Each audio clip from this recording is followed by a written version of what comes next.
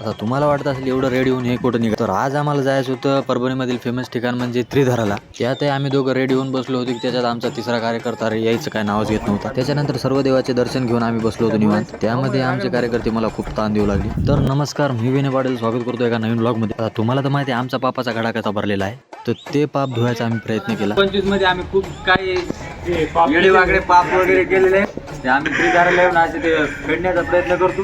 ते आमचे माहिती आहे आम्हाला पाप आमचे फिटत नाहीत, कारण की आम्हाला सपोर्टच अशा माणसाचे जे पाप करून सगळे. धन्यवाद धन्यवाद.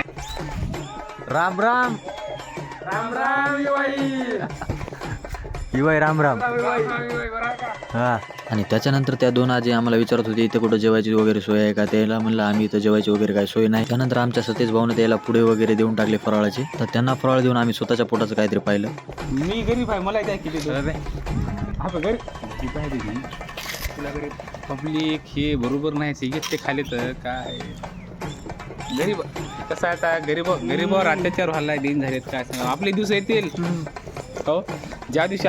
त्यानंतर दर्शन वगैरे घेऊन आम्ही निघालो रूमला. त्यानंतर आम्हाला एवढी भूक लागली की आम्ही डायरेक्ट गेलो मेसवरती जेवायला. जास्त वेळ न लावता आम्ही जेवण वगैरे आपण निघालो रूमकडे. नंतर थोडा वेळ 15-20 मिनिटाची विश्रांती घेऊन आम्ही नंतर निघालो ग्राउंडला, कारण की आज खूप उशीर झाला ग्राउंडला जायला. ग्राउंड वगैरे मारून गोळा वगैरे फेकून स्ट्रेचिंग वगैरे करून आम्ही निघालो नंतर रूमकडे जाताना आम्हाला महादेवाचं एक मंदिर लागते. तर मग आम्ही मंदिरमध्ये जाऊन आम्ही पाय वगैरे पडल्याने देवाच्या पाय वगैरे पडल्यानंतर आमच्या ऋषीभाऊला त्याचे एक फ्रेंड राधा काकू बोलणार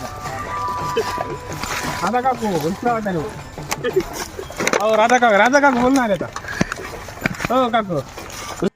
तर कसा वाटला आजचा व्लॉग कमेंट करून नक्की सांगा. भेटूया उद्याच्या नेक्स्ट व्लॉगमध्ये.